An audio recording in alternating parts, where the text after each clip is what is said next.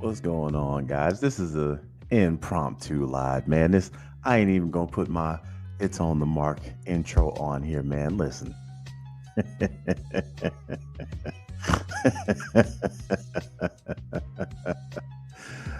Oh, this ain't hot garbage. Boy, I'm on here. I'm trolling. I'm in these I'm in these Saints podcasts straight trolling. They deserve all of it. They look pitiful. Our Thursday night game will go down as so far right now, it's the best Thursday night football game Amazon has had. Period. Then the Saints get theirs. Dude, they had fans leaving in the third quarter. They had fans booing. They put up 3 points, bro. Three.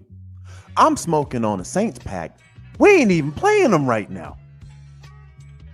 And to hear them complain, man, when I wake up tomorrow morning, I want to see breaking news. That's all I want to see. They need to fire Dennis Allen, man. Mickey Loomis said, man, and the sad part about it, man, we $100 million over the cap.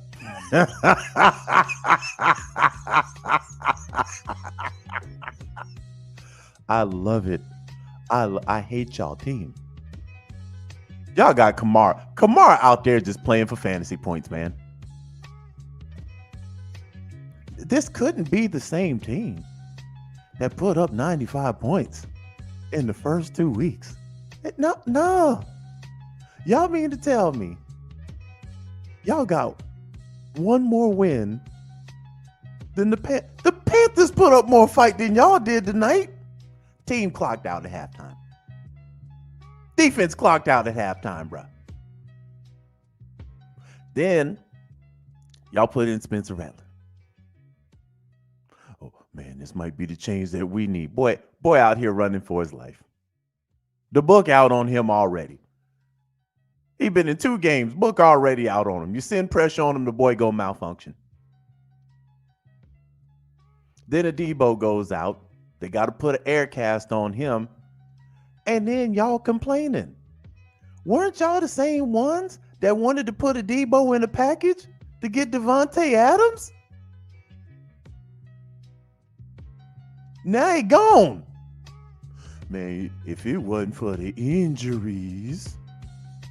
Man, shut up. This is a petty live tonight.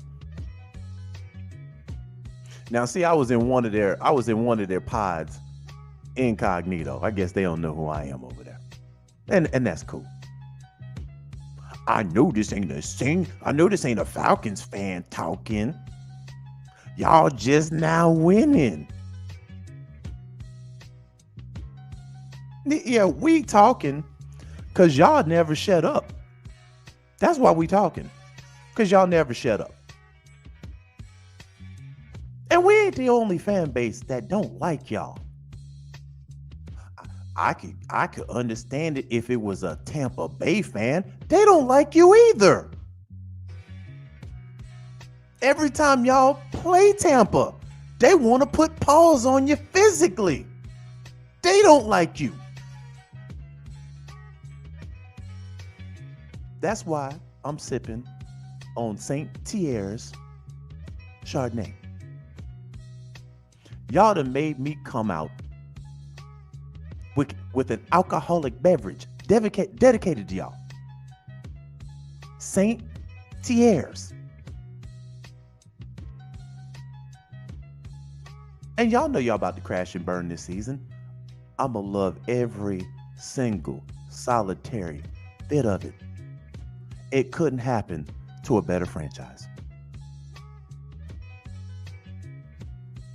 Not because y'all are rivals. Just trust me, there are some other franchises out here right now enjoying this too.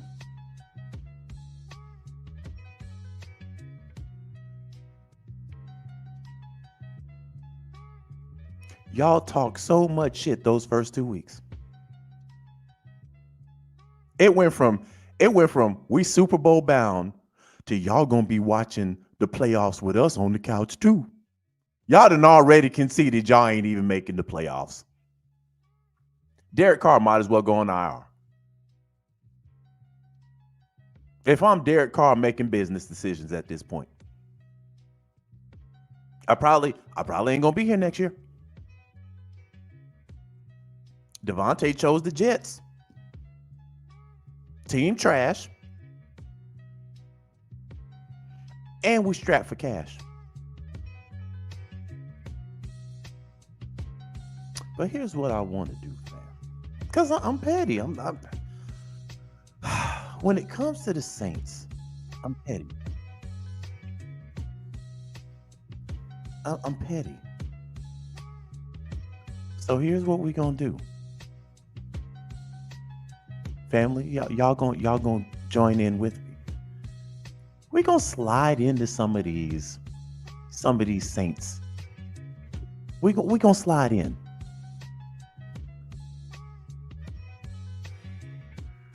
And I think the game's still going on.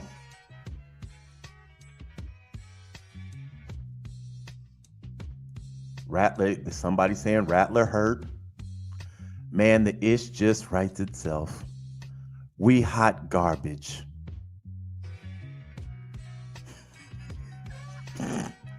Hold on, let me Google this. Don't tell me your boy Rattler already hurt. Don't tell me Spencer Rattler already hurt, bruh. Second game in, and y'all done broke the boy already. Y'all done broke the boy. Hold on. I can't buy that. I can't believe that. Spencer Rattler has no O-line, no wide receivers, but let's blame it all on 18.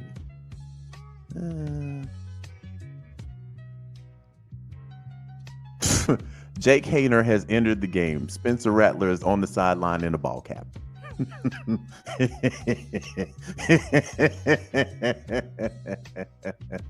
Carson Beck. Yeah, you're gonna have to do something, bro. Cause this ain't it, though. This is not it. I don't know.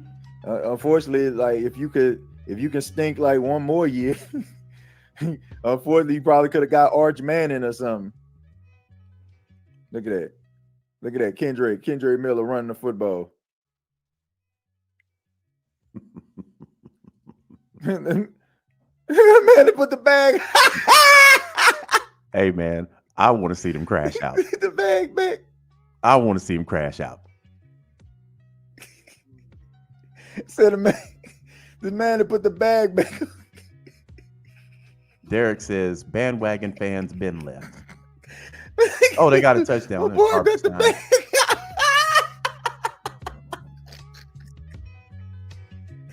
Hey, man, brought the bag back, man. Bro, they have to laugh to keep from crying. I love this. Oh, man, them boys that brought the bags back. They done brought the bags back, man. And look, you got a nice subscribe account. They gonna be talking about the draft here in about a week. They back, man. Now we already seen Carolina fans. Them boys done put a bag on his head, bro. We done already seen Carolina fans talking about the draft. After we beat them, they immediately went into draft talk. Saints gonna be there next week. So it looks like the division is between two teams. That's Atlanta and Tampa Bay.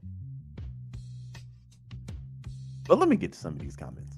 Greg says, what's up, Marcus? I'm enjoying this beatdown. Oh, I enjoyed every. And then to make it so bad, it was Sean Payton beating them down with Bo Nix. Oh, that just made it even sweeter. It was Saint on former Saint on Saint violence on national TV. I love this. I love this.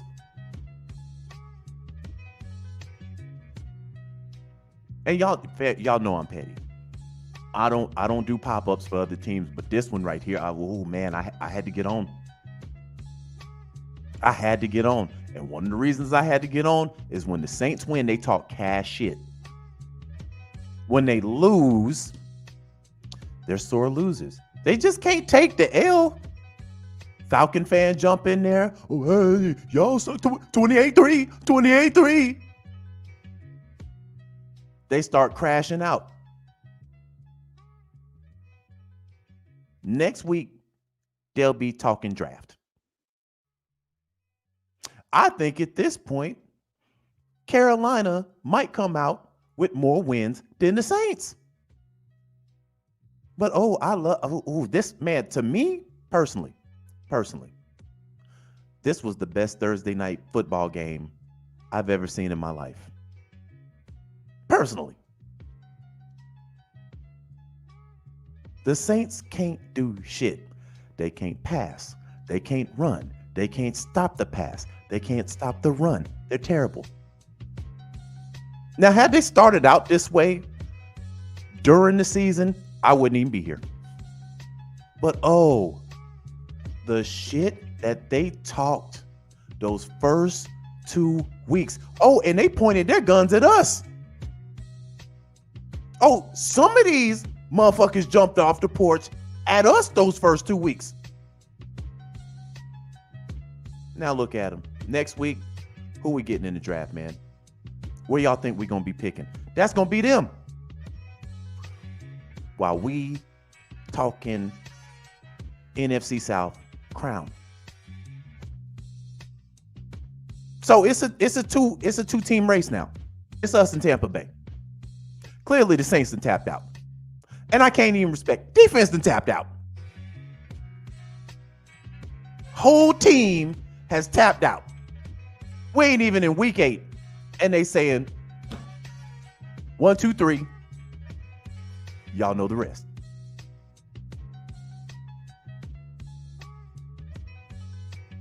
And y'all finally starting to win.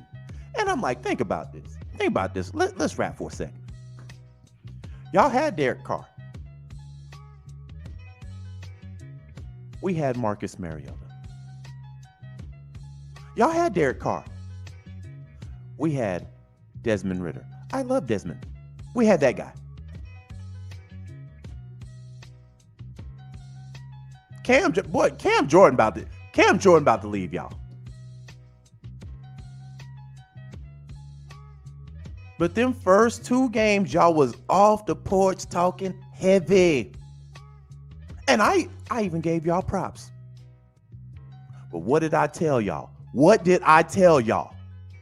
They gonna come back down to earth. I told y'all this.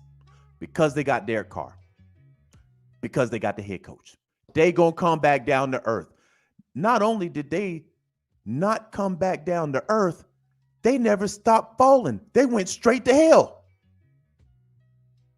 Now, I ain't see that coming. These boys came back down to earth, went right to hell.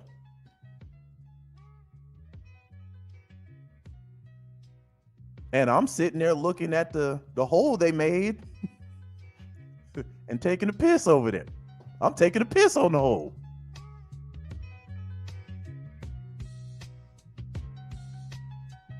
But I'm going to sip on some of this Saint Thierry's tonight. It's crazy how I'm smoking on a Saints pack and we ain't even playing. I had to crack open another pack.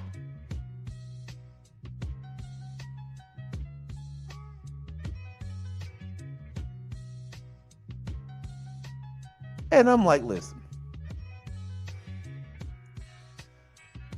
I texted my homie. I said, man, I'm about to talk cash shit. He said, man, don't even do that. They don't even deserve a video from you. But then I remembered I'm petty. And I don't care if they, y'all know, at this point, y'all know I don't care if they come for me. They can't even talk to me. 2-5? Y'all can't talk to me. Your team then gave up. Your fans then gave up. That's when I know y'all can't talk to me. When your fans then gave up. Well, we won a Super Bowl. We've been there, done that before. Oh, man, shut up. But let me creep in some more of these channels and see if one of them then snap.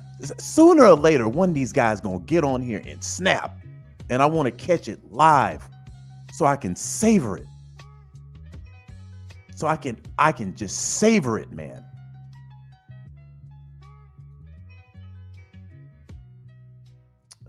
Let's see. Okay, hold on.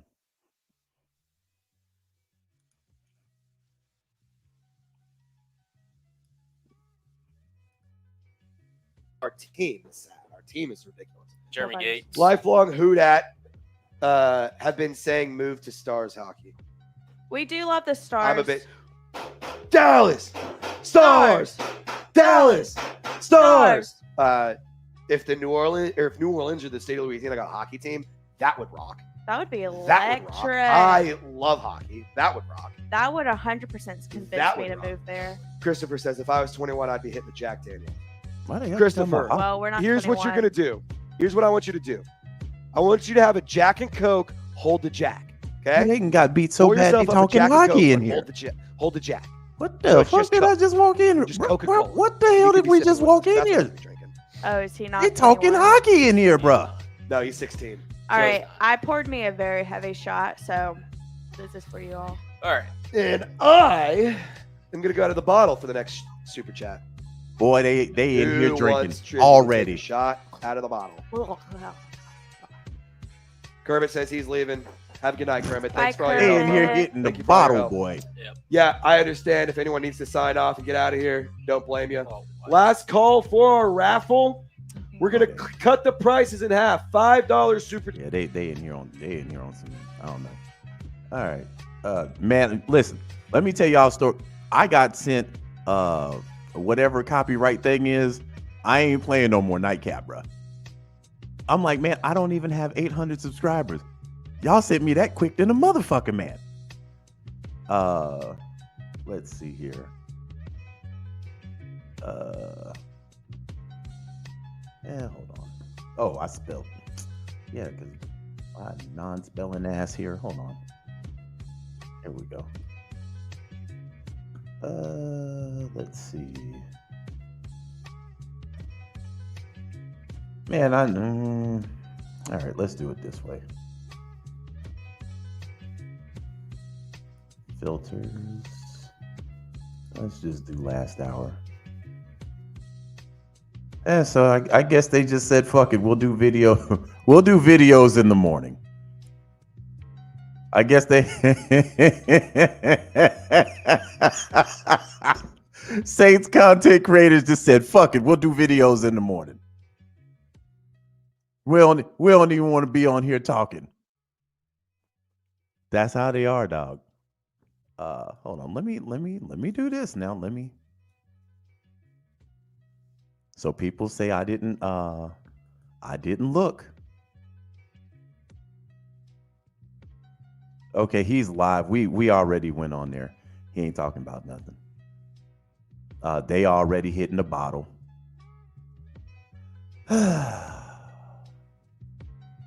Yeah, so nobody's live. That's why I can't respect y'all.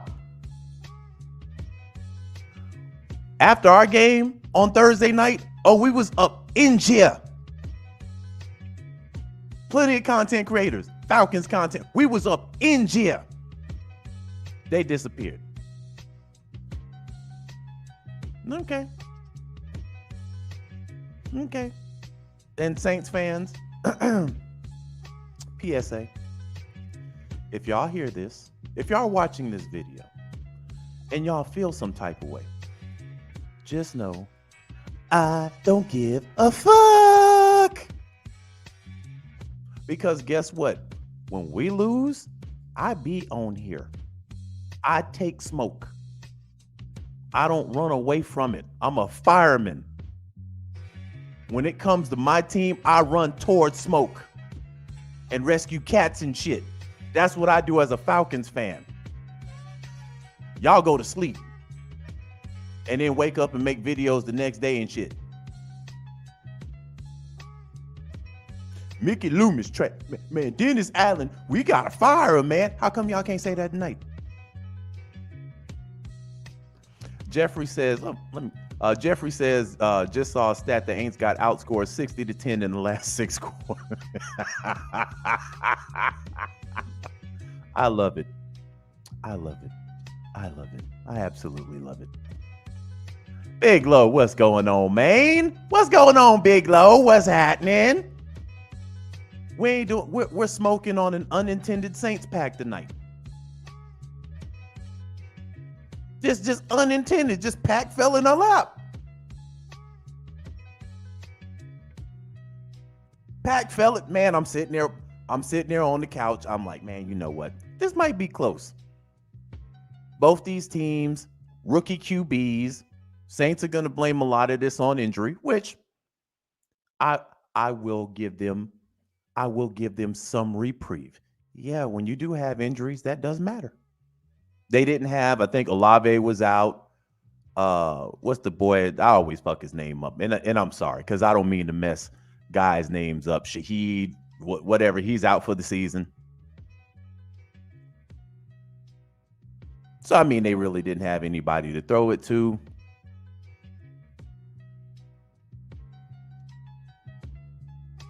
But y'all are on a 5-game losing streak.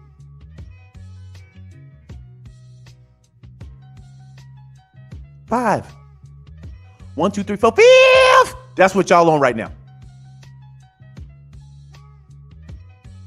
1, 2, 3, 4, 5. Oh, mighty! How the mighty have fallen.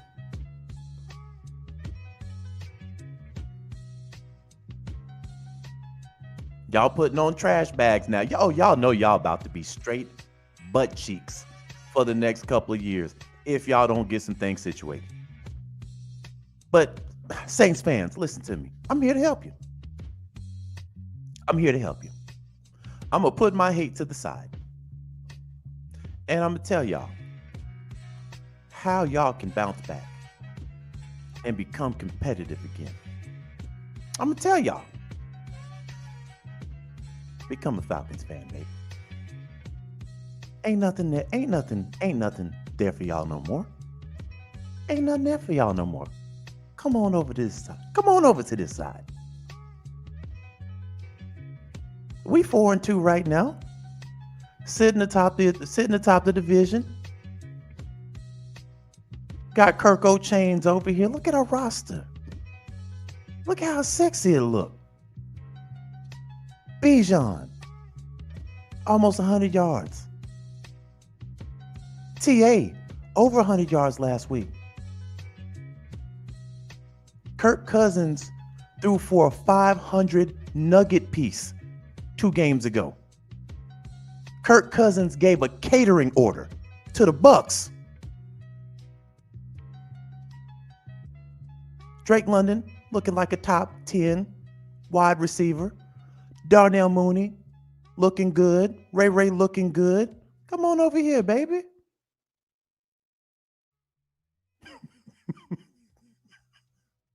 Now, I know y'all probably throw up in your mouth because you hate us that much.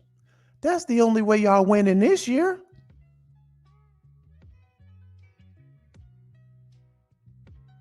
But on the real, this is how y'all turn things around. All jokes aside, y'all need to fire y'all head coach tonight. Here we go. Not another James Murphy. Falcons suck. Is that any type of way to talk to your daddy? Is it?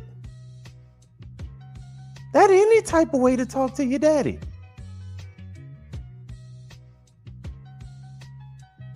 Yeah, we might suck. We smoking on a Saints pack. Y'all ain't smoking on a Falcons pack. But back to the realism. You need to fire your coach. Because clearly y'all don't even like your coach. Right? But here's the thing. Y'all fire y'all coach, then what? Who y'all gonna bring in as the interim? That ain't gonna change the injuries because you got guys that are still out. One of your burner wide receivers, he's out for the season. Looks like Debo is gonna be out for the season. That didn't look good. So you fire your coach, then what?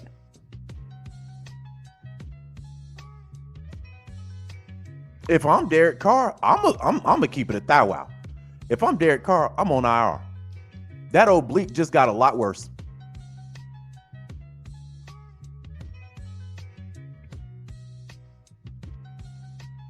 Why I gotta come back? We ain't going nowhere.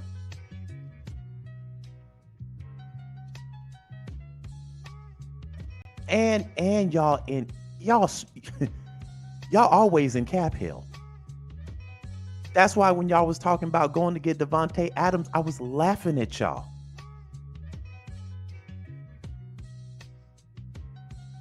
Devontae was never coming to y'all. Y'all got excited for nothing. And I enjoyed that too.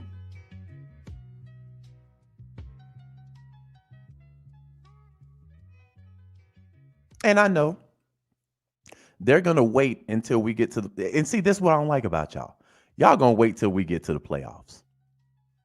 If we get to the NFC Championship game and lose, y'all going to come on. Aha! Yeah, I know y'all are, because that's what y'all about.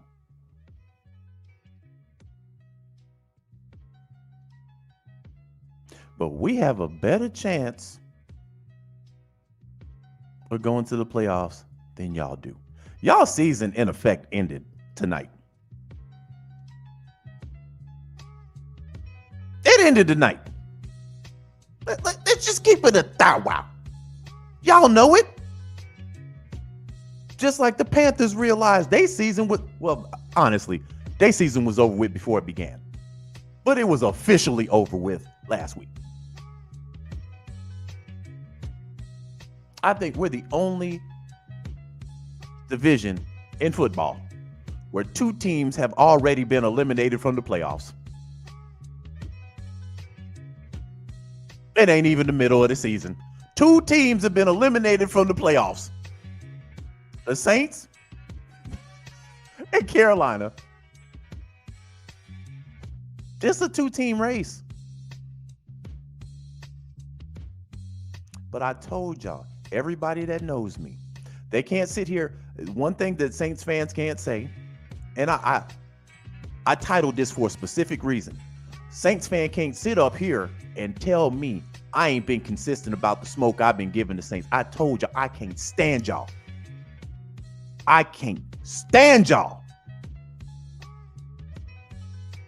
Y'all can go back 2-3 years on this channel. I hate y'all guts.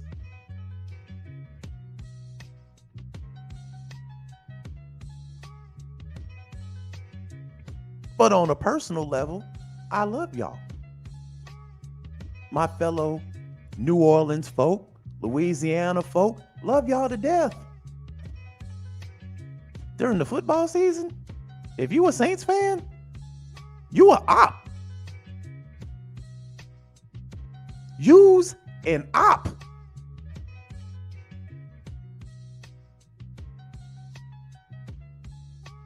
And it should be that way on the other side. Y'all should hate our guts too.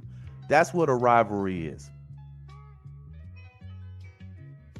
But the difference between us and y'all beat us, we can take that L. We beat y'all, y'all can't take it.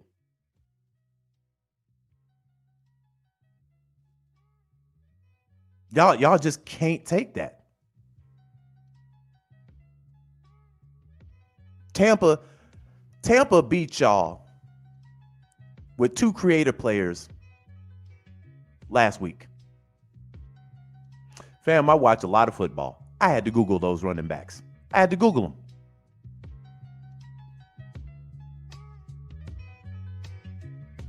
Y'all had 2 creator players, bruh. Ran for 300 on y'all.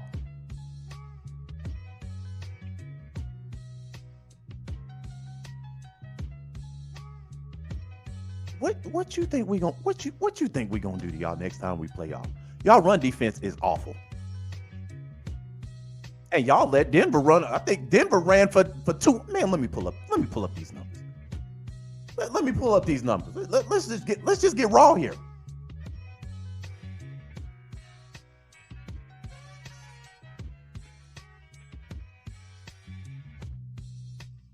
All right, let's see what the stats look like.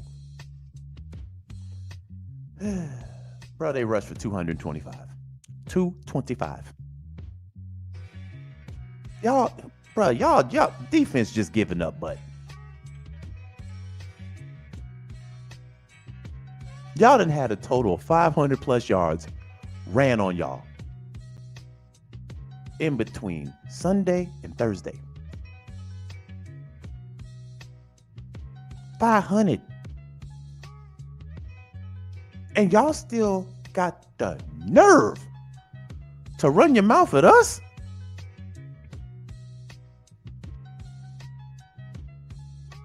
Because once upon a time, y'all stood tall.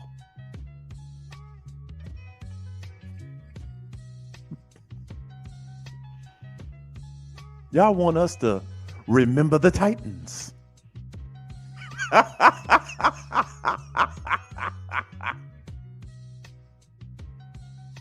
Bro, let me put this in perspective to y'all.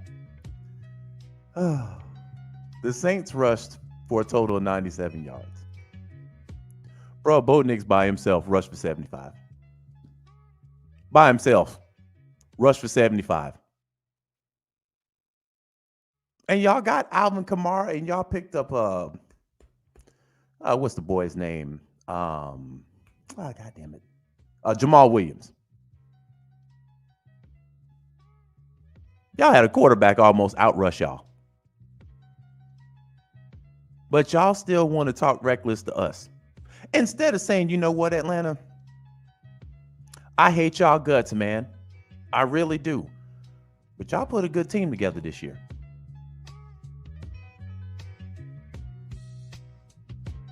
That's why don't nobody like y'all. As much as I hate y'all guts, I be giving your team respect when respect's due. Never called Drew Brees trash.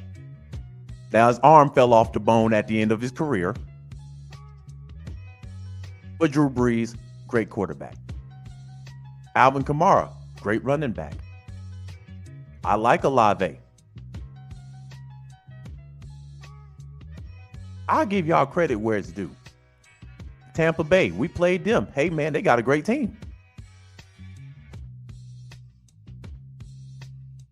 That's why you don't really see Tampa Bay coming at us ready to fight when we play them. 2 plays in, Tampa was ready to throw hands with y'all. So let's not just make it seem like Atlanta don't like y'all. Tampa don't like y'all. I don't know. Well, Panthers fans really don't like y'all. And it's because of your fan base. Y'all don't know how to take an L. And y'all over celebrate wins. So now y'all trash. Now y'all know y'all trash. But y'all still holler, who that? Everybody. That's who. Everybody. Y'all don't even, for the rest of the year, y'all don't even need to say that. Because my response is going to be everybody.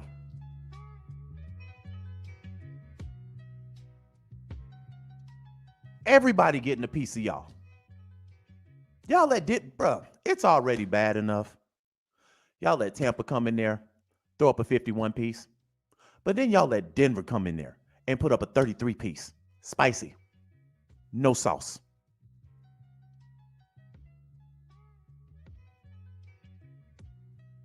Now, what I want to see from y'all is a level of humbleness. Y'all cheeks, we know this. Y'all should know this. Last year, when we were playing bad ball, we played bad ball.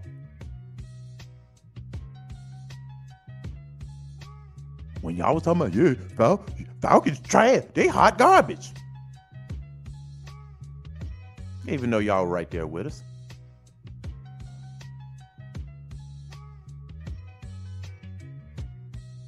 But now, y'all ain't even cheeks. Y'all know if you're beyond cheeks, what do I call y'all? Y'all whole BBL out here. And I know some Saints fans look at this like a Falcons fan made a whole video about us. Because I hate y'all. And I love the position y'all in right now. I love seeing it. And let me say this. While I'm on this, we're going to sidestep. We're going to sidestep here. Because if I smoke on y'all any more, your boy going to get lung cancer over here. So while I'm on here,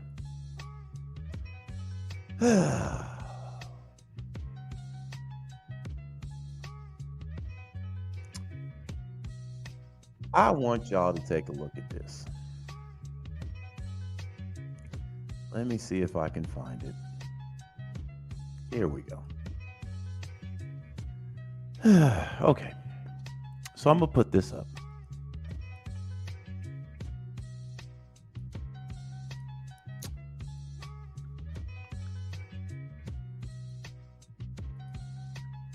So you would have thought that after what we did to Carolina, would have gave them some perspective. Y'all know I jumped on them. I jumped on them last week and gave them that work. One, here's the thing. I think when I can't tell people how to run their business. However, if you have two people talking about matchups, they should be from opposing teams. Like with the Falcons and the Seahawks, you should have somebody who represents the Falcons, somebody who represents the Seahawks, right? So you're going to get balance there. Falcons person is going to talk about the good and the bad in the Falcons. Seahawks person is going to talk about the good and the bad in the Seahawks. So there's no bias. It's clear that these two have bias towards the Falcons. Now, Falcons in the last two games have put up 38 and 36. Okay? 38 and 36.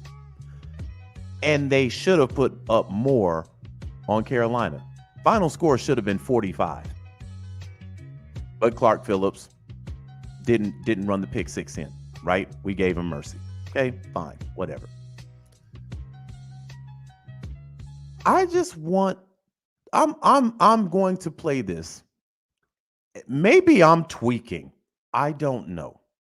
But just listen to the bias. The Atlanta Falcons is the first 1 p.m. game that we will start with here. I think Seahawks are really wanting to come out with a win in this one. Not that the Falcons don't, obviously, but it's a team that lost to the New York Giants at home. It's a team that's just, in my opinion, we saw some of the frustrations on the sideline with them last week as well. And so this is just a group that I think is really, really needing a win. And they're going to be focused and they're going to give the Falcons their absolute best, even as the road team here. What's your matchup that matters, Carmen? I think you and I have the same one, but I think there's actually a lot of things to go along with this matchup. This is from Pro Football Focus, which is just simply the Falcons' defensive line against the Seattle offensive line. We know that the Falcons have just struggled mightily to affect the quarterback, to get any sort of pressure. They have just 5 sacks this season. That is a league low. They make up for it a little bit in coverage, but this defensive front is just not being effective. And we've seen Geno Smith, when he's not under pressure, He has the 6th best passing grade, according to PFF.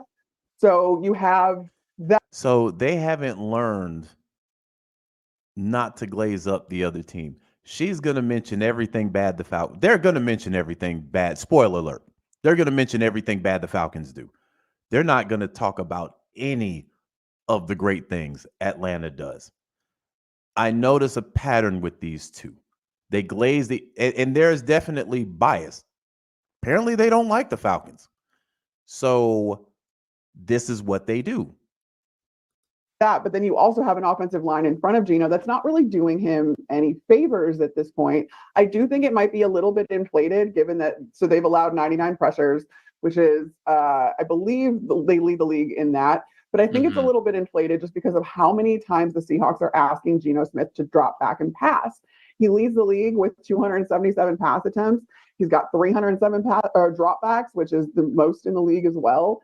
So you do see a little bit of an inflated number when it comes to the pressures allowed by this offensive line, given just the volume with which Geno Smith is being asked to throw the ball.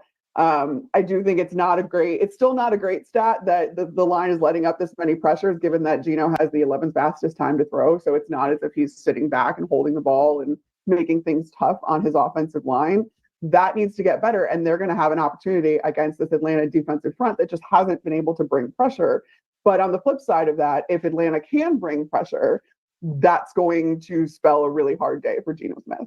Yeah, I agree. And I can flip it to the other side, actually, for another matchup that matters, because I think the opposite side of the trenches means a lot as well. On this very show last week, we talked about, or I brought up how Kirk, we think that he is just a natural at dealing with pressure, that even though he's not super mobile, he knows when to get rid of the ball. He knows where to go with it. He knows what his hot reads are. If there is pressure there this season, 7 turnover worthy plays when he is pressured. I mean, that's one of the most in the NFL, if not the most in the NFL. I haven't checked since it was last week, but that is still Yeah, that's convenient. He hasn't checked since last week. He said the same thing about Carolina. formula for him is if he is pressured, he is putting the ball in harm's way. Now, the matchup that matters is the Falcons' offensive line versus Seattle's, I should just say, pressure package or pressure plan, however they want to come at them. Because last week, I get it, they were playing against the Carolina Panthers. Carolina is not really great at getting after the passer, but he glazed them though. He glazed them though. Now it's they're just, man, they're really not good. They're really not good. But he glazed Carolina. He glazed them. Chris Lidstrom, 89.0 overall grade. Matthew Bergeron, 82.4. Caleb McGarry, 80.5. Newsom with a 78.7. Matthews with a 72.2. Like, this is a really good offensive line performance last week for the Atlanta Falcons, and they're going to need it again, I think, because when you look at the Seahawks, their pass rush win percentage as a team is lower. It's in the bottom half of the league, but their total pressures generated is 11th. I wonder if they're going to try to dial it up a little bit more, because when you look at total blitzes that they have, they're ranked 15th in the NFL right now at total blitzes called on pass rush opportunities. But when you look at total pressures when they have blitz, they're almost a top 10 team. So it is something that I wonder if they're going to lean a little bit more into to try to overwhelm the Falcons' offensive line, really dial up that pressure. And I think that could be an area that is a big-time matchup that matters, because, you know, Kirk turns the ball over a couple of times. That could be all that you need there. He said the same thing last week with Carolina. Here's the crazy thing. We played Tampa Bay 2 games ago. Todd Bowles is known for blitzing. He put up 500 on them. We're playing a team that I watched last Thursday. Geno regressed into the Geno we've known from a while back.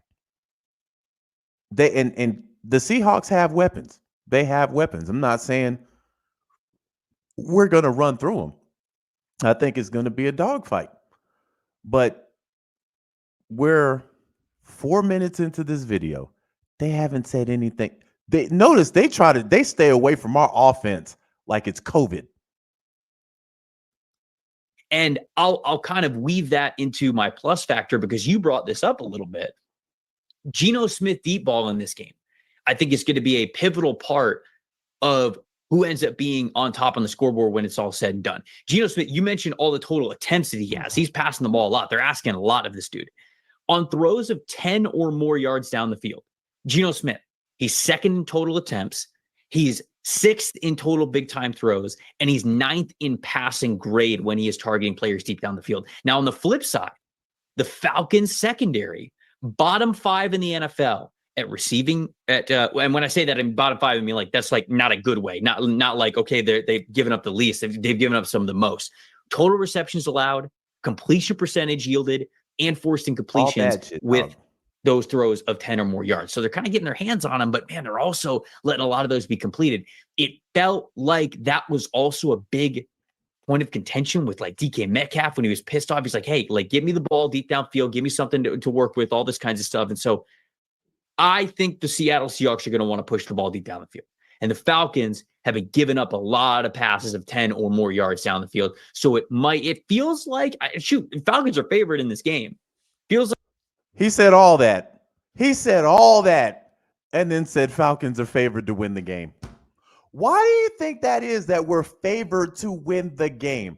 I don't know. Maybe it's because of this fucking offense that this is 2 weeks. They have not mentioned our offense at all. At all. Notice they haven't mentioned the 200 yards that we put on Carolina running the ball. Not once. Not once. We're favored to win for a fucking reason. But he's going to go against that. It's like it should be kind of a game that the Falcons win. I don't know about that. I might be taking Seattle as my dog here of the week. And both of them picked Carolina last week. A 1-4 team at the time. They glazed Carolina to high hell, and Carolina lost by 18. But what about you? What's your plus factor in this one? Yeah, I think it's going to be really interesting. I do want to reiterate with this, there's problems all along the Atlanta defense. And I have the Atlanta secondary as kind of my plus factor because of all the things you just said about, can you be a little bit more effective in coverage? Can you limit those explosive plays? Can you get takeaways? They are middle of the pack right now with 7 takeaways on the season. And when you have a front that is failing to get pressure, it's not for lack of trying either, which I want to kind of reiterate and drive Listen it home. Listen how they're staying away from our offense. The Atlanta Falcons are tied with the Buccaneers in blitz rate. They have the 7th highest blitz rate in the league, and yet they have just 5 sacks to show for it. That is an and 4 wins. And 4 wins. 4 wins. The teams y'all are glazing. The teams that y'all are glazing. Amount of production out of a defense that is supposed to be more aggressive. And then you need, if that doesn't work up front, then that places a lot of stress on the secondary, which is why you see some of these passes and these throws connecting down the field, because as aggressive as the secondary wants to be, when you don't have the help of the front, it just is, it overwhelms them, quite frankly. And it's pretty easy to do so if you're throwing the ball down the field. So can you take the ball away a little bit more? Can you be more aggressive? Can you get more of those forced incompletions down the field? Can you lock up that last level of the defense as a way of helping this defensive front? This defense is just not working together in the way that I think Raheem Morris has probably envisioned it. And that's going to be a really big determining factor. And I think that if these DBs can step up a little bit more, that is going to be a really big plus factor for Atlanta. We got some people in the chat. Somebody's asking if they should start Geno over Mahomes in fantasy. I think so. Not that I'm saying that Geno's a better quarterback than Mahomes, but when it comes to fantasy numbers, again, I think this is right for a handful of big time throws. We'll get to how good Patrick Mahomes is against the Niners, though, when we get a little bit further and preview that game. I don't know that I would make that decision, Trev. It just being totally honest. All right, now you got. All right, now you got to watch to the end of the show. That was good. That was good on you. Now you got to watch to the end of the show. By the way, Dave Solfaro, our do everything dude, but also researcher when the show is going on, said most interceptions when pressure this season. I mentioned Kirk Cousins, one of the highest. I'm gonna stay on their fucking neck. 7 minutes. This is pretty much 8 minutes. They didn't talk about a single player on our offense. Not one. Tyler Algier, let me get these motherfuckers off the screen, man. They they don't know. They do not know football. And I'm at a point. They're probably not even watching these motherfucking games. They're just reading off a sheet, because if they were watching the games, then they would know that our second running back rushed for over 100 fucking yards.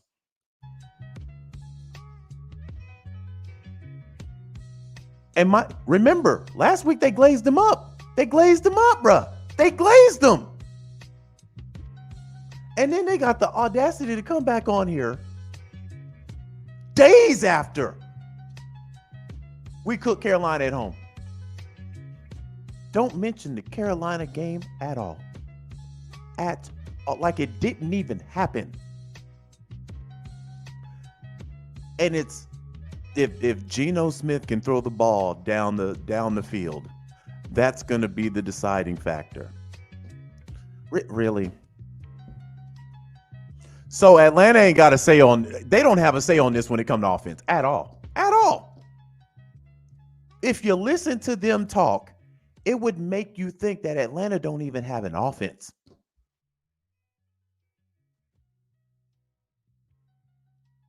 So clearly those two have a bias.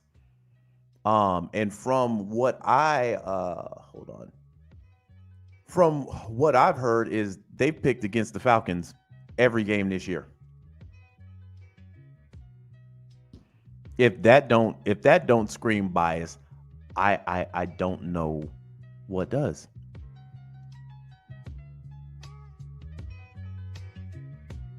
So again, man, fuck them and fuck the Saints. If they have an issue with anything that I've said, I'm with the shits. But you're not going to talk reckless about my team and think I ain't going to come see about you.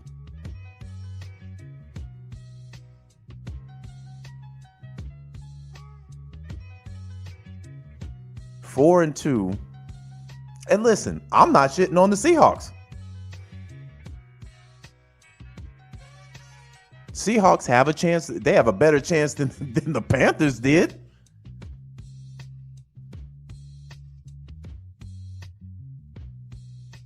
Seahawks got some pretty good pieces. So we can't just walk in there thinking that, yeah, this game's going to get handed to us. No. We got to play the same way we've been playing the last 3 weeks.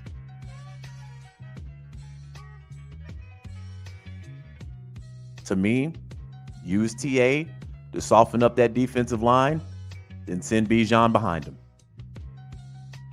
Play action, Kyle Pitts.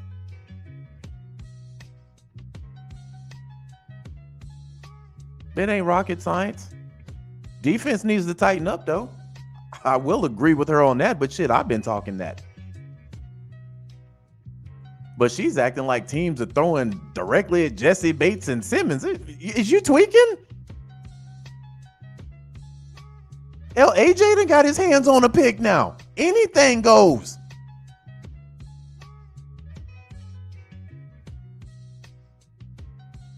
So I'm still gonna do the Friday night cook up, man, the Falcon cook up. I just had to get on here and get petty. And listen to my NO family. It ain't personal. It ain't, because I love y'all as people. Y'all are some very, very dope people. And that accent is just so adorable. So personally, I don't have nothing against y'all. Football-wise, though, I hate your fucking guts. Football-wise, it's Lions and Hyenas. But when y'all had a good team, I gave y'all respect for that. I hated that y'all had a good team. But even I had to say, man, dude, hey, you can't knock the record. It is what it is. But when y'all was coughing it up in the playoffs, oh, yeah, baby, I got petty. And then when you said, at least we made it to the playoffs, touche, my guy. I can't knock that. Touche. We ain't got nothing right now.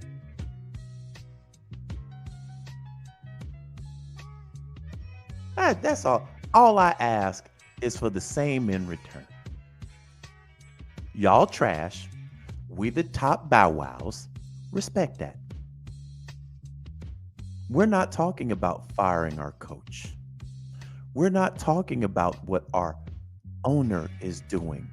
We're not looking towards the draft. Put some respect on that. That's all I'm asking. Y'all can still hate us. And I can respect that. What I can't respect is y'all being trash and y'all got the motherfucking nerve to act like we're in the same wheelhouse with y'all this year. No. Y'all trash. We at the top of the NFC South. We're not the same.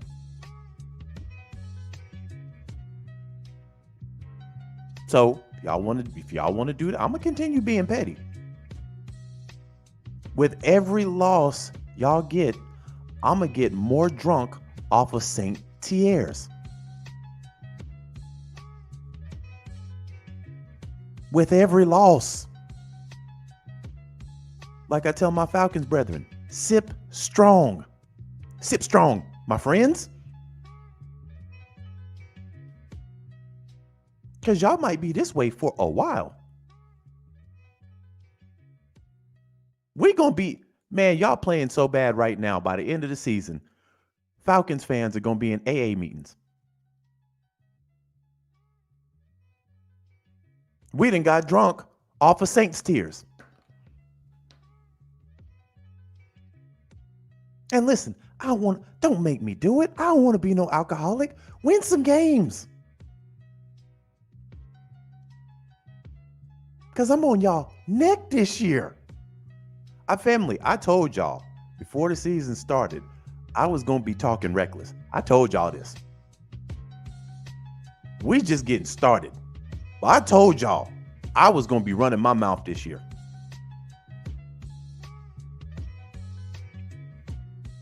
Carolina, it don't matter. And shout out, man, listen, shout out to the Panthers fans, man. I was on a podcast Sunday. Man, I was on there for like 3 hours, man. Good people. Good folk. I will never, ever, ever, ever, ever, ever be on the Saints podcast because I hate y'all. Never. And I mean this. Let's just say hypothetically we win the Super Bowl.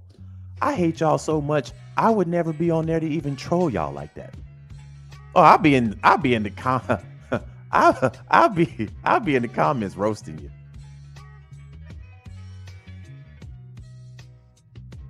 But anyway, man, let me go ahead and get up out of here. I done did an hour pod getting petty on this team. Man, I'm sorry for all the comments. I did not. I've been looking. I just hadn't put it up. I'm sorry. I see y'all in there. Respect. Eldrick says, sidebar, Mark, you checked out The Penguin on HBO. Man, you know I have.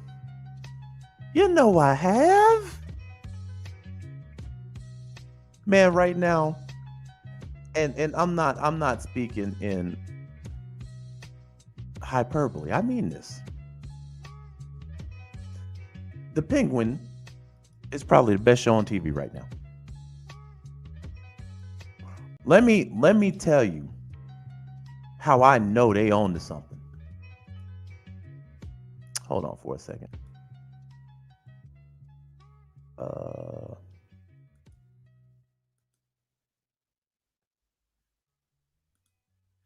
Let me do this real quick.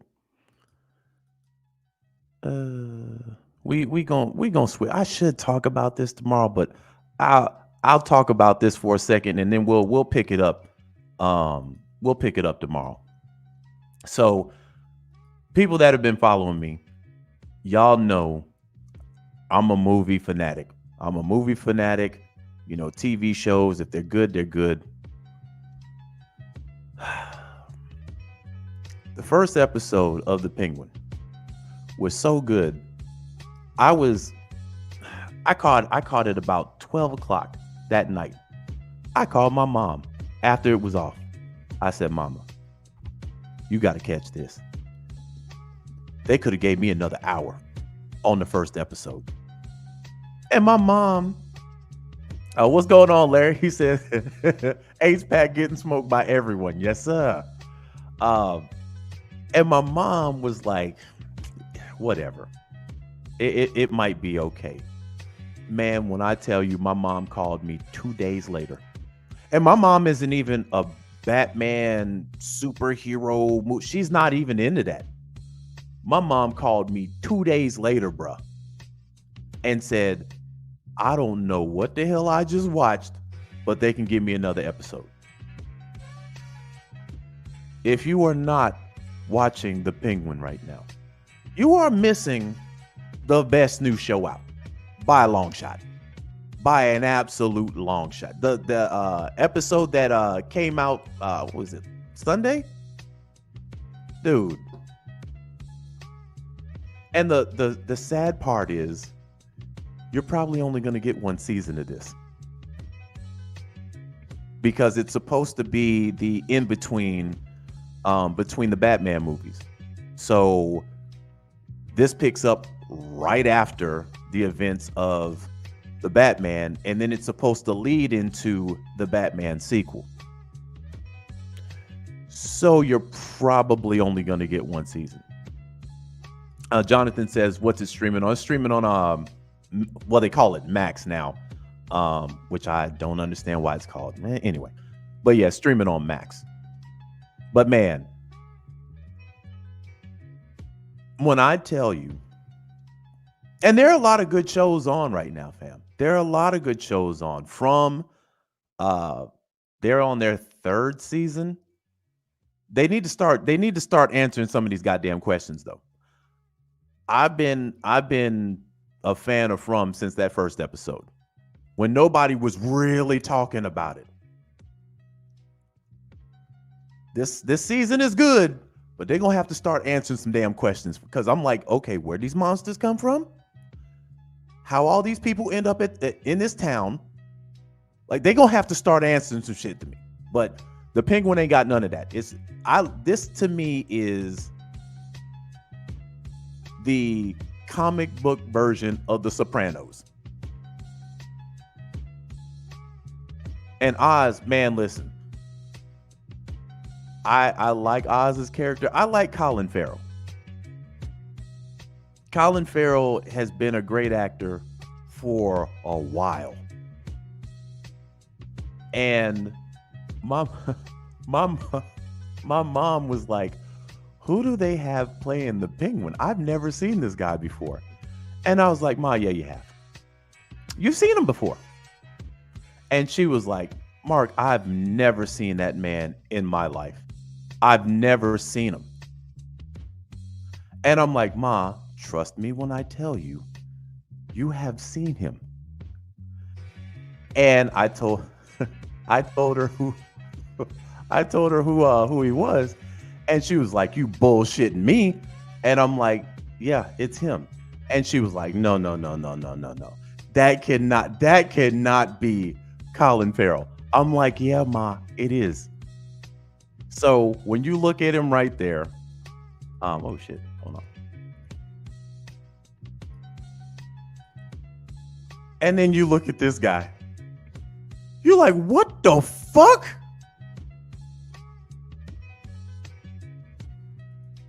A1 says, I thought I smelled some Aints Pack in the air. Yeah, man, we were smoking on him for an hour. But yeah, this guy is playing the Penguin. And he does it so, man. And then the thing that trips you out is this dude is from Ireland. So not only is he unrecognizable, but his fucking voice, he gives you a New York man, bro. Listen, this dude has the Emmy in the bag. When the Emmys come around and the category for best actor, best male actor in a TV show, it's this guy right here. But yeah, man, listen, Best new show on TV by a long shot. If you're not watching The Penguin, you are missing out. Because his character is a straight savage. He definitely can't be trusted. Which makes it even funnier because you can't trust them. But yeah, when the Emmys come around, I don't see anybody in TV right now who's going to take him down for that award. That's how good his performance is. Similar to the performance that we're putting out this year. Larry says it's the Gotham version of The Sopranos. Yes. And the acting all across the board is phenomenal. The actress that plays Sophia, bruh, that is an unsettling woman. For the first, 2, because I think there were 4 episodes in. So the first 2 episodes, you like, man, this broad is crazy. And then I'm not spoiling anything because that's not what I do. But you understand later on what made her that way. And after I saw that, I said, well, you know what? I like Oz, but she's got a legitimate gripe. Larry say, I do agree with that. The actress that plays Sophia will win leading actress. I right now, I definitely agree with you with that. Her performance is about as good as Colin Farrell's. And his driver, I like the kid, man. I like the kid. But yeah, man, there's and again, there are so many good shows that are out here. Movies, man. I have a love-hate relationship with movies right now.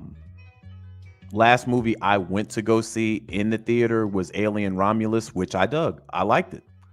And a movie that I was amped up to see was Joker 2. But I made a promise to myself this year because I would go see any movie that came out. Last year, and I'm not exaggerating, fam. Last year I probably went and saw more movies than people have in the last 4 or 5 years, because the average the average person goes to see 3 movies a year. The average person. Dude, I was seeing like 3 movies a month.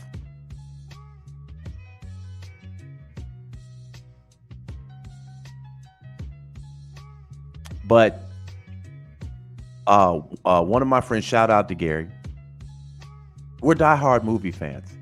I told him, dude, I'm chilling on movies now.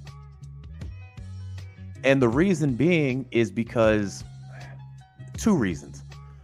Some of these movies that I started to go see sucked.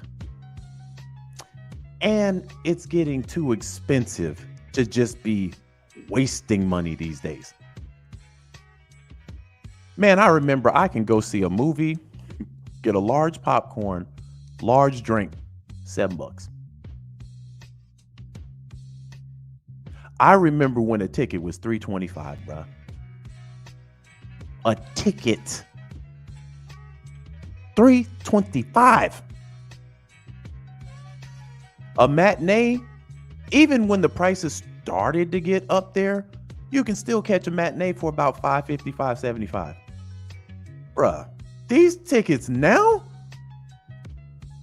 they lost their goddamn mind. I forget what movie I went to go see. I went to go see it in IMAX at 9:30 in the morning. The motherfucking ticket was $19. The ticket!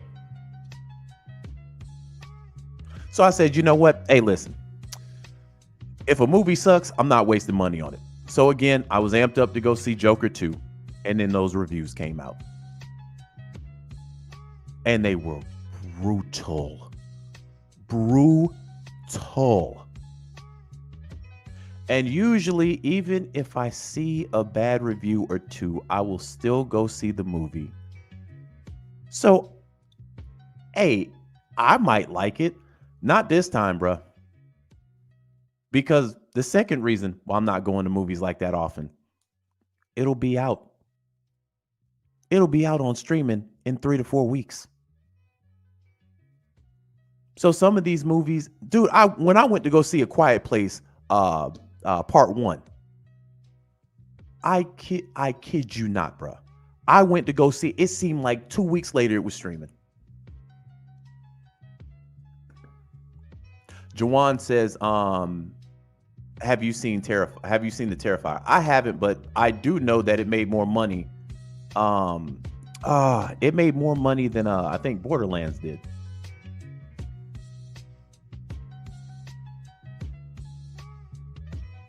Eldrick says it's already on the internet for free. Wow. Yeah, I mean, I already know how Joker 2 ends and everything. When it does hit my line of sight on streaming, I will watch it from the comfort of my own home. Because it's something that if you pay to go see a bad movie, it hits different than if you watch it at your house. It just hits different. First Joker was good. I liked it. But I'm like, man, I can't walk into a movie that's been it had the worst second week drop off I think in history. I think its second week it made like $7 million. I'm like, I'm good. That should be out and streaming in 2 weeks. But yeah, man, I might do that tomorrow. I might come on here and talk a bit, talk a bit about the Falcons and the Seahawks. Man, I'm not really going to get that deep into it because I just feel like it's going to be a dogfight. I think we're going to win. But I'm not going to say we're going to walk over them like Carolina. Nah, that could be a pretty interesting game. A1 says, I'm going to watch that Penguin. Yes, sir. You need to watch that. That to me is must-see TV. Eldrick says, the ending is what makes it bad, but it's actually funny. Yeah, when I heard about the ending to Joker 2, man, I'm not going to lie. When I heard it, I laughed and I'm like, that ain't really the ending. And my friend was like, yeah, that's how it ended. I'm like, wow. Larry says, yeah, like Eternals. I went to that crap. Worst MCU movie ever. Well, the Marvels was number one worst, and the number one worst, and the Eternals was 2. Man, let me tell you something that's really irritating me about Marvel movies after the fact. They've never talked about that celestial that's halfway, like there's Earth, and then they have this celestial growing out of the fucking Earth. Dude, they've had like 5 or 6 movies after the Eternals. Nobody's addressed that. And I thought Deadpool and Wolverine would actually take a jab at it. They didn't even mention it. So I'm like, bruh, y'all have a celestial growing out of the planet. Nobody's talking about that. Nobody. Larry says they will in Captain America New World. I'm not sure if I'm going to see that. I'm probably not going to see that. The last Marvel movie I paid money to see was Deadpool and Wolverine. And that was kind of like a slam dunk. You can't really go wrong with that. But before that, I think it was Doctor Strange Into the Multiverse. And it was all right. Yeah, I mean, I didn't walk out of it mad, but at the same time, it's like, I'll forget about it in a minute. I'll forget about it in a minute.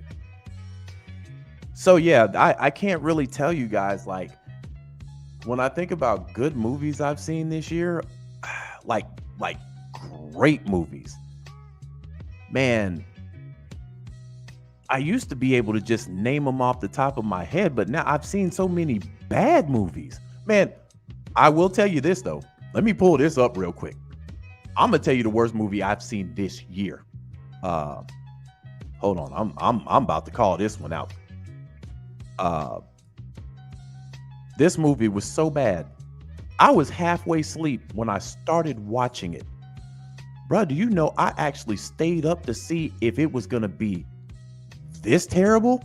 Bruh, this movie was fucking awful. Hold on, let me pull this over.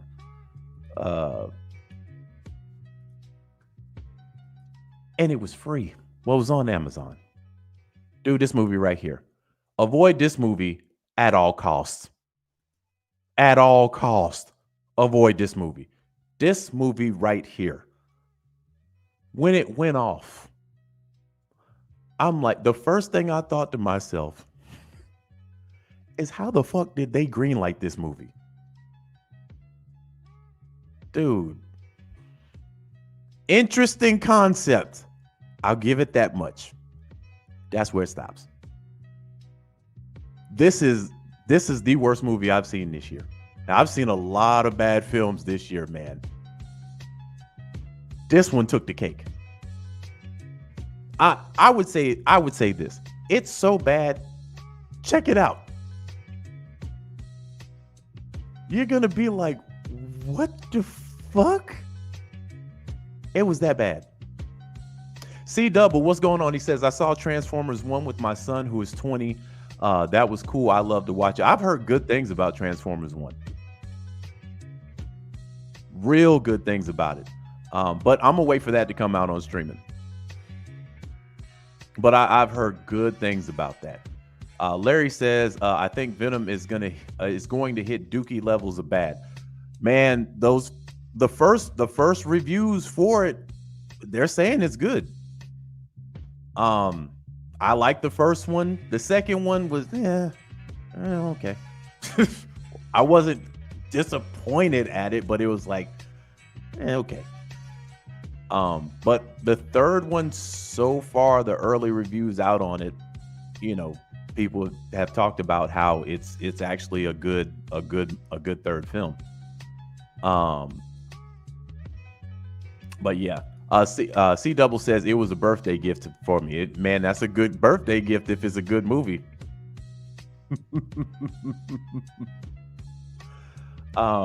Larry says if it ain't 1985 Transformer the movie, I ain't rocking with it. Y'all remember? I don't know if y'all. There was a vid maker a couple of years. I can't even say a couple of years ago. Man, we're talking a decade plus. He did a voiceover of Transformers, and it was so fucking hilarious. Man, let me hold on. I'm gonna have to do this one tomorrow. But let me pull it up. I just recently watched it again. Dude, it's funnier now than it was 12 years ago. But yeah, avoid this movie I got on the screen at all costs. If you do not like watching bad films, don't even waste your time with this. Let me see.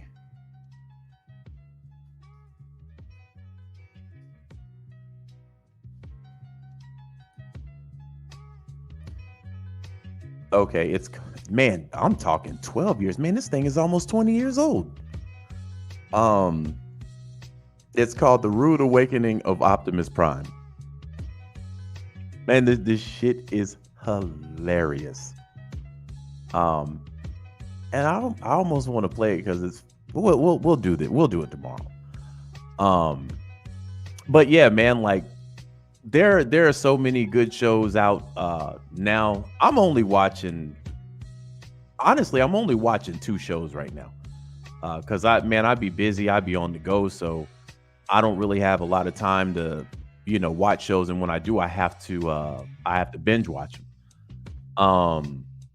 But the shows I'm watching now, of course, is The Penguin and From. Those are the only two shows I'm really watching. And From I've been following for 3 years. Trying to think of if I am watching another show. And I just finished up Power, which I was underwhelmed by it. I mean, it is what it is. I can't expect everything to be Snowfall. That's another show if you haven't watched. Snowfall is on my Mount Rushmore of TV shows. Right next to The Wire, right next to Breaking Bad.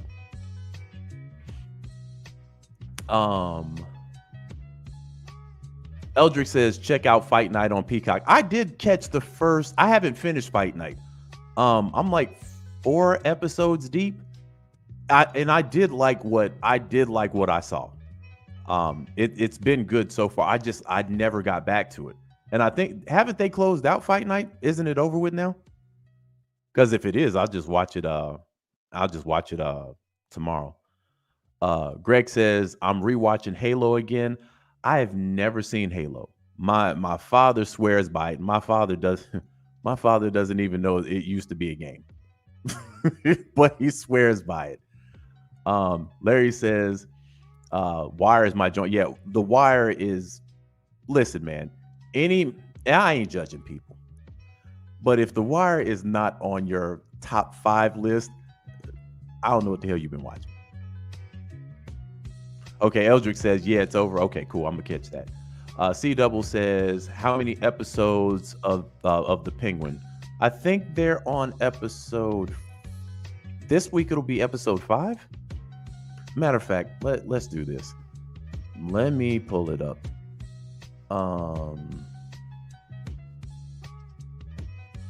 So yeah, they're on episode. They just finished episode 4, October 13th. So they'll be on episode 5 Sunday. But yeah, to me, my top 5 TV shows. Oh man, The Wire is there. Snowfall is there. Breaking Bad is there.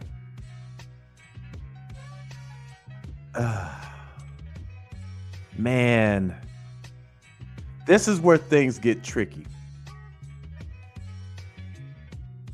Ooh. I have to break these down into categories. But those 3 shows are definitely, well, The Wire, Snowfall, Breaking Bad. I gotta put Game of Thrones in there, man. Simply because people feel a certain way about the final season of Game of Thrones. I thought it was good up until that series finale. That last episode of Game of Thrones, they could have kept that shit. They could have kept that. However, I could argue the first 4 seasons of Game of Thrones is some of the best TV you are ever going to fucking get.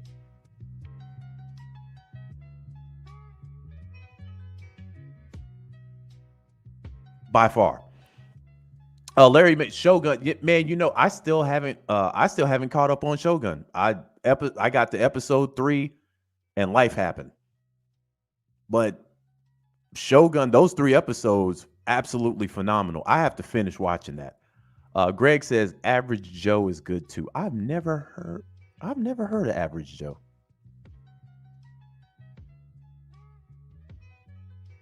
I've never heard of. Let me pull this up. I might have to add that to the list.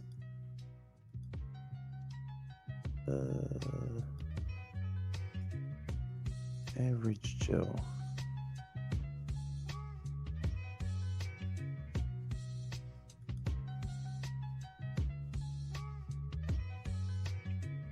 Okay, I added that to my list.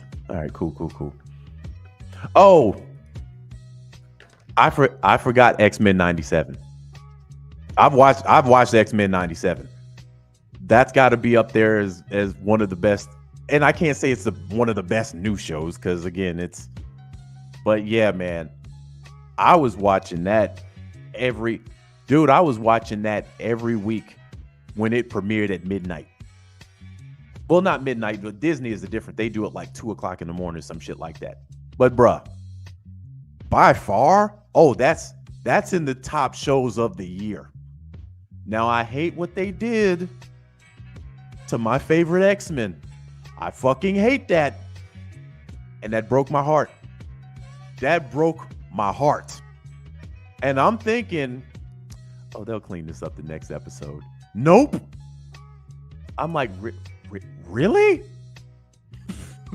Really? No, y'all didn't do that. No, y'all didn't do that. The next episode hurt me even more. Because the whole week I'm thinking, hey, you know what? This is a bait and switch. And then the next episode came out and it was like,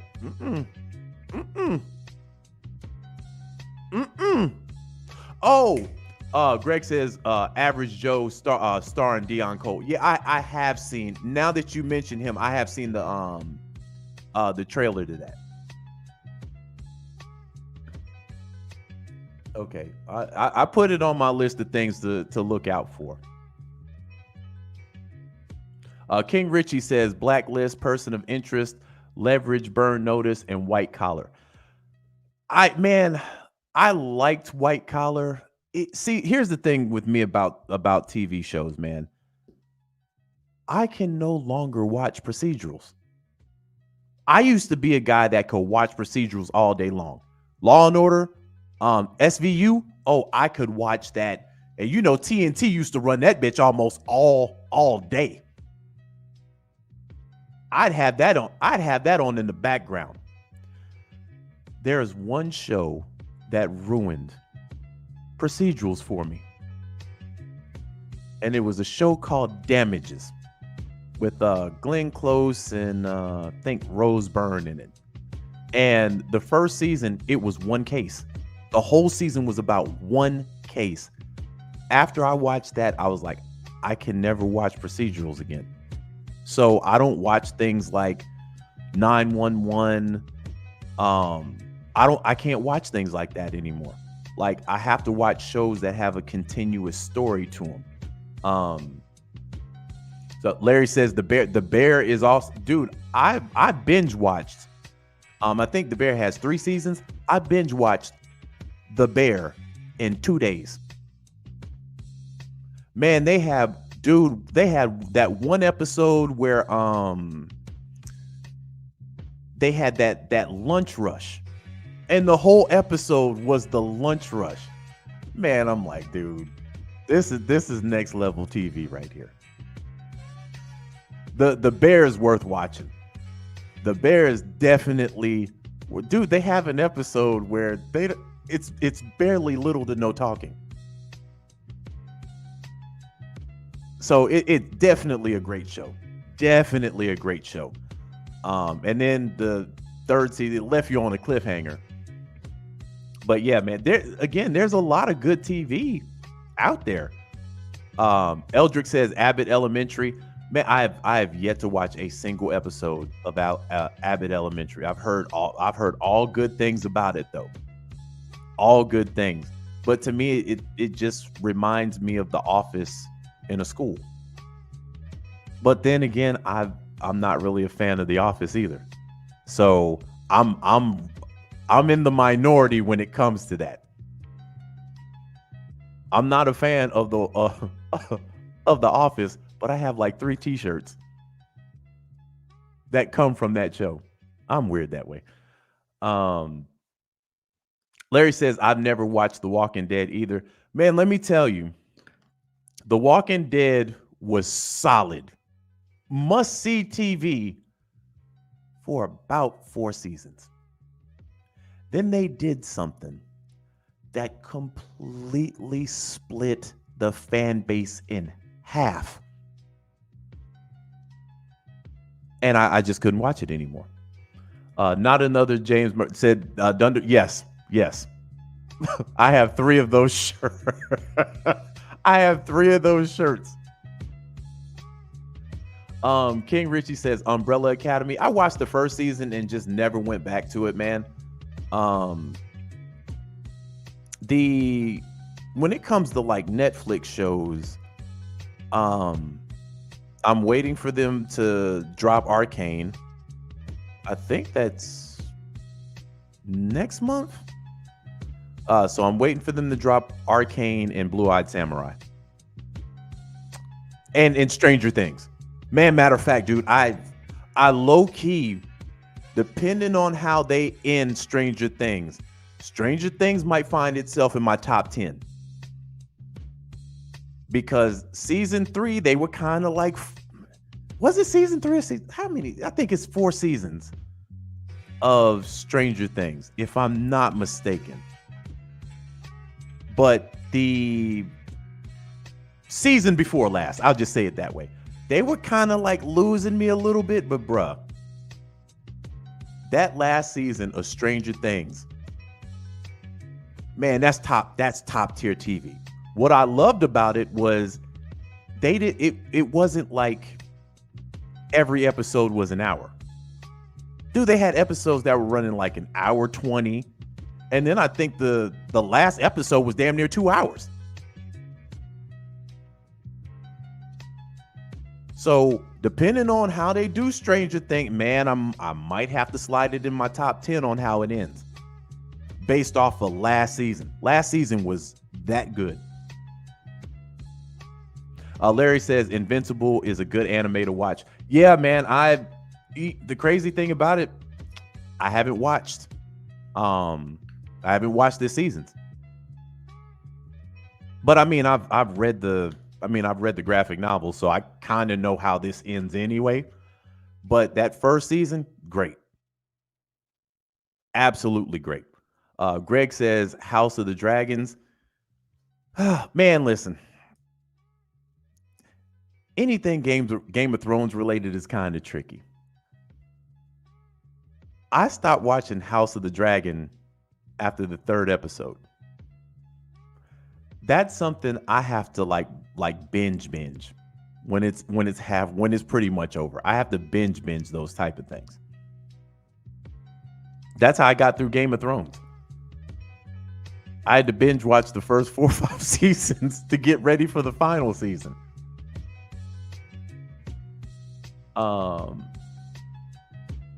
Larry says Anissa didn't do what she did in the yeah, I mean, they changed up a few things, but pretty much the beginning where you find out that the father is a murderous bastard and all this other stuff. They pretty much stayed consistent with that, but they've switched up some things.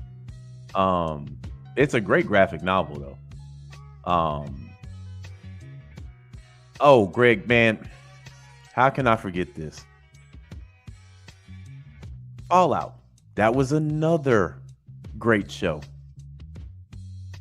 And I'm so glad that Walt Goggins is finally getting the fucking respect that he deserves as an actor.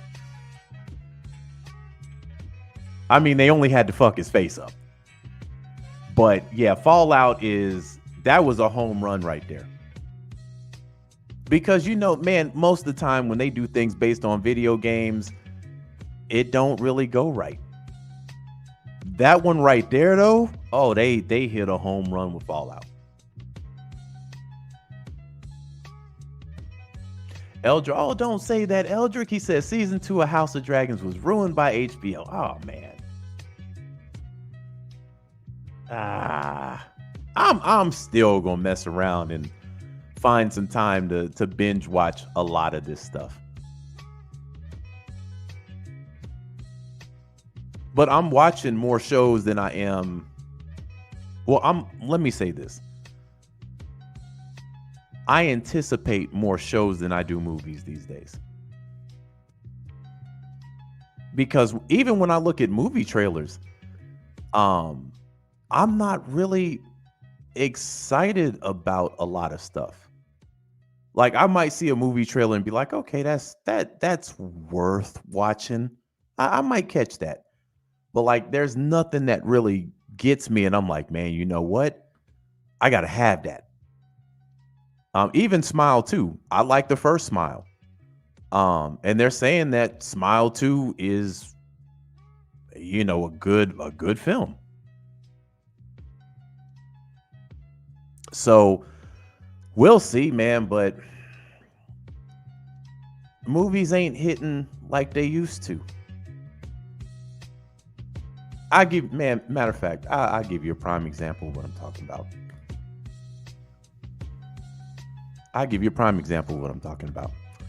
So,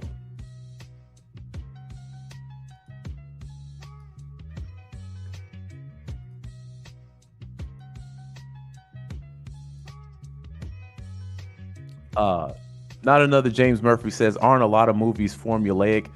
Yeah, it seems like studios are being safe with movies now. It isn't like when I was coming up, man, but I'm fortunate enough to have come up in the era where the action movie was just taking off. The buddy cop genre was created. You know, the comedy movies were hitting its stride. The romantic comedy movies were hitting it. So I grew up in the period of where Hollywood was pretty much in its golden age. So now we're running into studios are making films based on already built-in fan bases. They're not taking risks anymore. And if your film doesn't have $80 to $100 million, it's not really going to see the light of day on the big screen these days. You know, now whose fault is that? Oh, we can talk about that for hours. But this is a prime example. I'm going to play this trailer. Now, with this movie right here,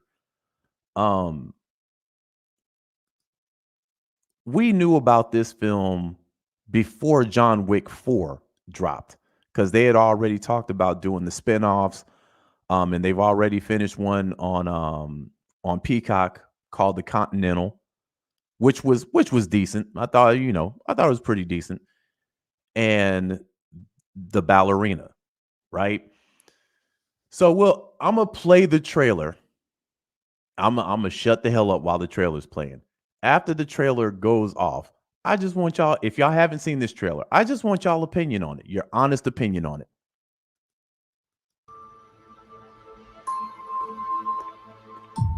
Do you like to dance? I know a school where they teach dances. I could take you there if you'd like.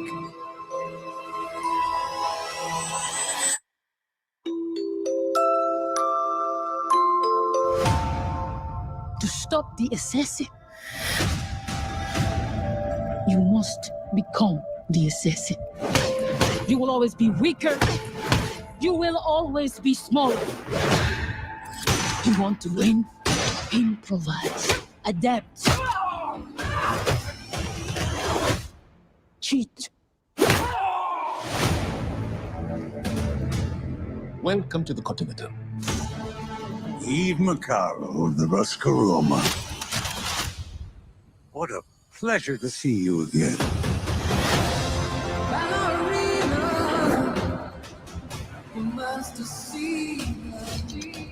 You have no idea what you just walked into.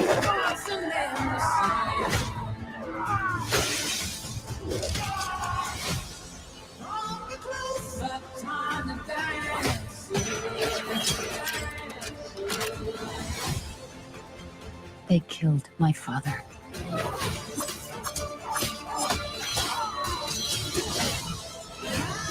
This isn't done until they're dead. Fate is a very humbling thing.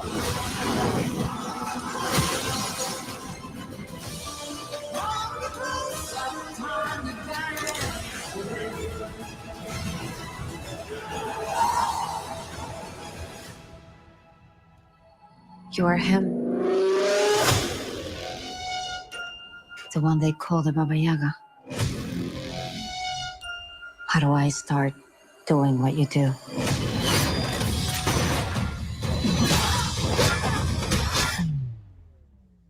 Looks like you already have.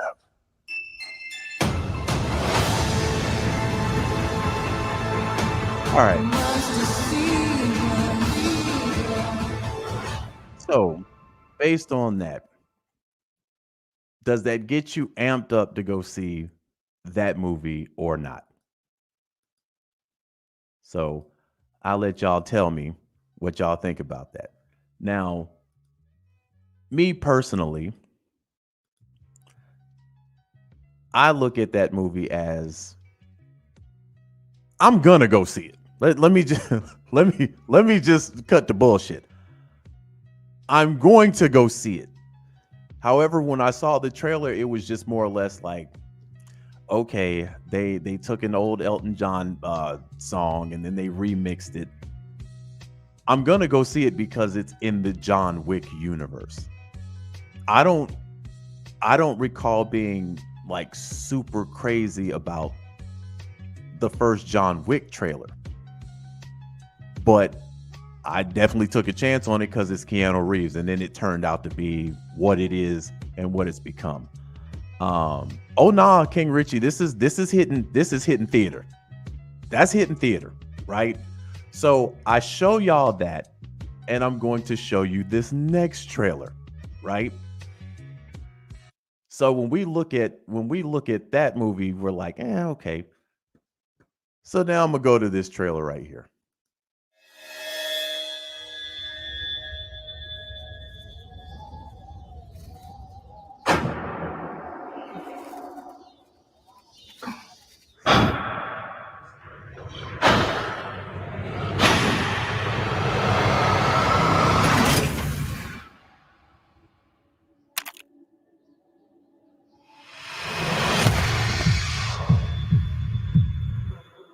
I've been all over this world.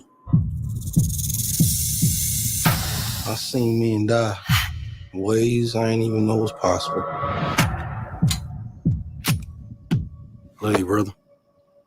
Be careful. I will.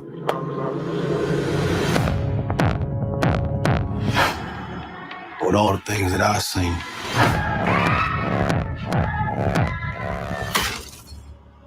I ain't ever seen no demons, no ghosts, no magic. Till now. Now get back inside.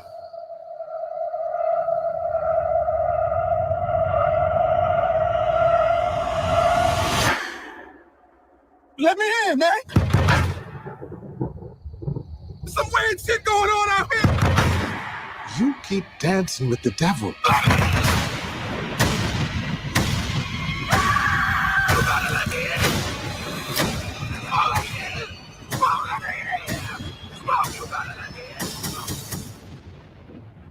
One day he's gonna follow you home.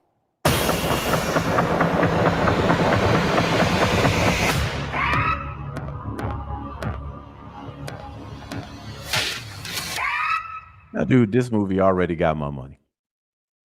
It's already got my money. One, because the trailer, it's a good trailer, right?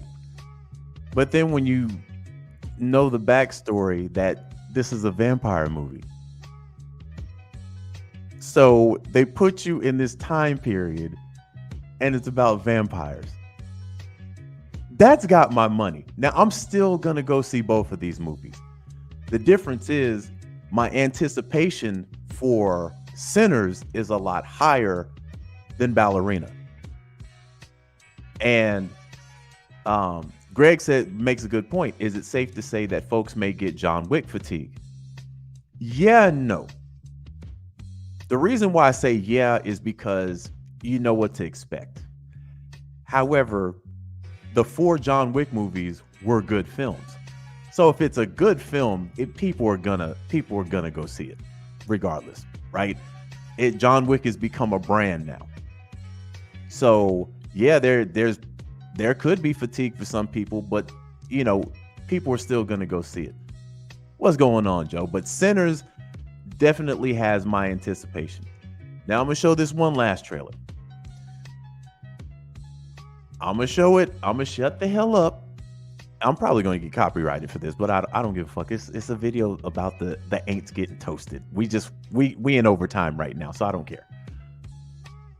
I'm gonna tell y'all about my opinions on this particular movie. So we'll play it, and I want to get y'all guys' opinion. When I grew up, I got a gun. I got a badge. I started a hunt. He got over on me. From me. Wait, stop. Freeze there. This is your suspect? No. No? No. There's a reason why you're all here. We're here to rob the World Diamond Center. Over 50 billion in diamonds moves through here each year. This will be our biggest job on the continent.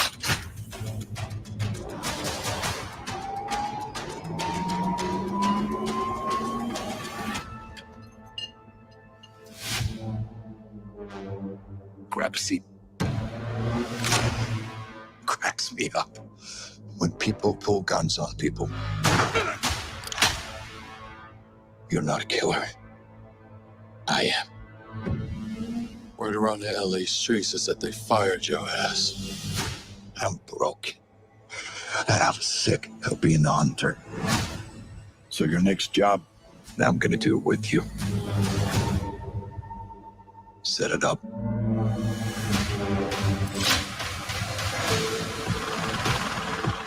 We have a problem. Marlboro Man. How'd you guys meet? Crazy. Tinder, actually.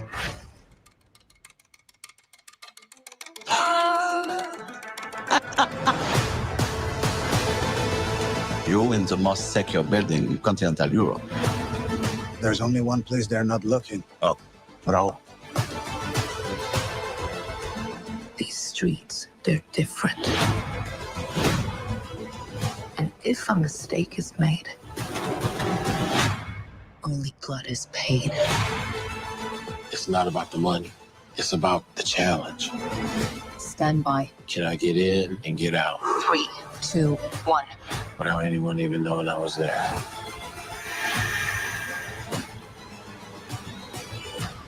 You feeling it? Yeah, I'm feeling it. Watch our 6. Mac, you drive, you shoot, call out brakes. Copy.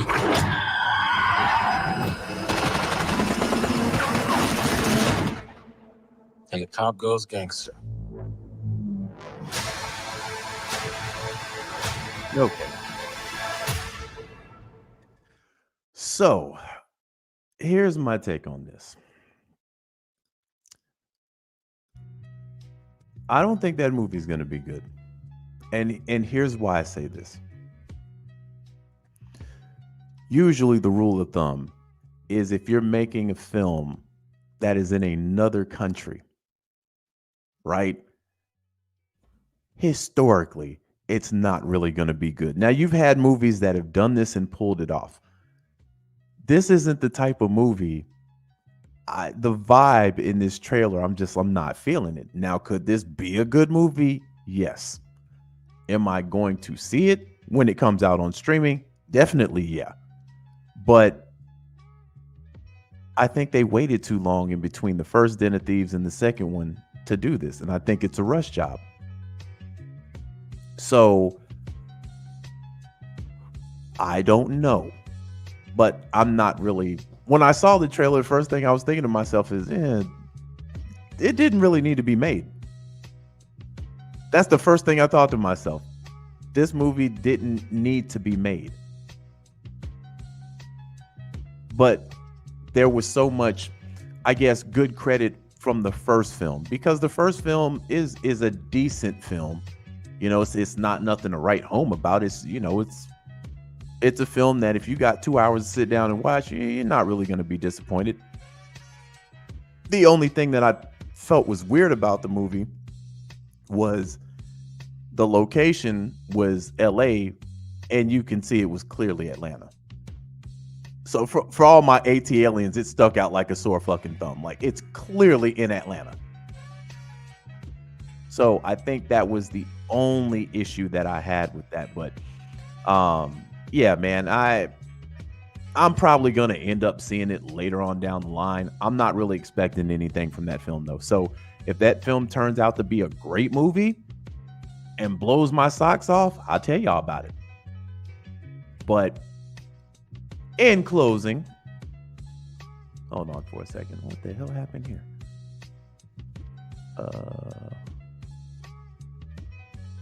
Okay, yeah. In closing, back to sipping on some of this Saint Tierres.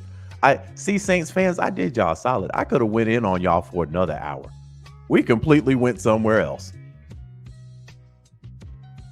So in closing, fam, we'll be back on here for the Friday night Falcon cook up, man. We'll talk about the game, the pros and cons. I'm sure, Smitty, Ryan, Uncle Steve, Tidy, they probably beat me to it already. So I'm not gonna, ruin your brain on, what they've already spoke on. But we'll be back tomorrow, man, to chop up good game, man. Appreciate everybody that's stuck, man. We've been on here for 2 hours. Appreciate everybody that stuck in, man. For the ones that come in later on, hey, I appreciate you rocking with your boy, man. To Saints fans, if y'all come across this, don't get your panties in a bunch. It's all petty. It's all love. But yeah, I'm a be petty. Cause we still smoking on a Saints pack. Yeah. I'll holler at y'all boys tomorrow, man.